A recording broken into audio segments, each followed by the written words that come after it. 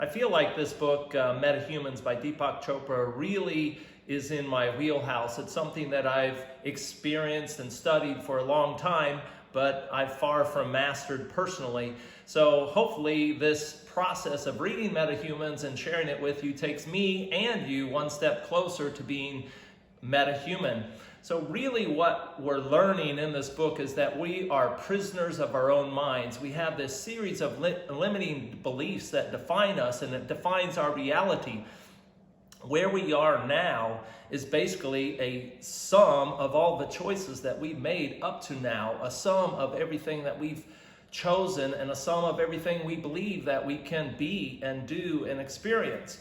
And so the goal is to wake up to what you dream about at night, what you think you can do, what you really want to be, and to manifest that into your life. You know, Scientific America says that it's a 50-50 chance that life is a simulation, and most scientists agree. So we just might be able to write our own script and write our own movie and have our own life experience. Personal reality defines us, but don't let it limit us. You know, in the Winner's Circle affirmation, it says, our beliefs create our reality. In the book, it says, infinite potential gets reduced in ways far too limiting and self-defeating. So basically, those are synonymous in that we don't want our beliefs to limit us. We want our beliefs to expand us and open us up. Science is about measuring life in all its quantities, large and small. Experience is about life in all its qualities, which cannot be counted. I remember many years ago having a conversation with Bob's brother, Steve, and he asked me, he said, how much is enough? And he was referring to, you know, how many patients, how much income, all that type of thing. How much is enough? How much gets you to that point that it's serving you so that you can experience in life what you really want to experience? It's not just a goal to be the best. The goal is to create your best you and your best life. So once you realize that you are whole, the transformation from human to metahuman has occurred. And that's the whole thing. So many times we go through life and we feel that we need to have this, we need to add that, we need to learn that.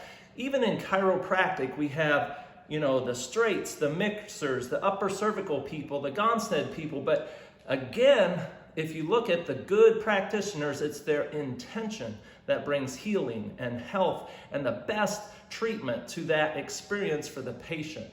So we go through life so many times with this tainted reality. This tainted reality because we think there are limits. We think if I could only do this. We think if I could only have that, it would make our experience of life bigger.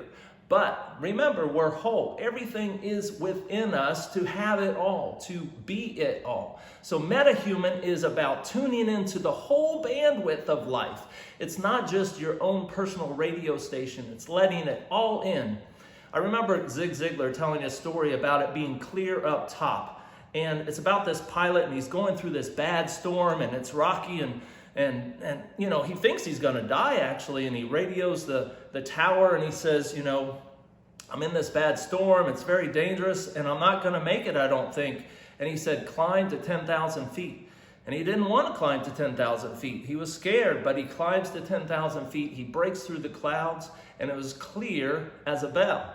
And so many times we forget that it's clear up top, and we sit down in the muck, in the mire of life, and we don't allow our bandwidth to expand, to accelerate to the top. So we're designed for extraordinary experiences in life, in our careers, with family and relationships. And so metahuman is actually the choice of a lifetime.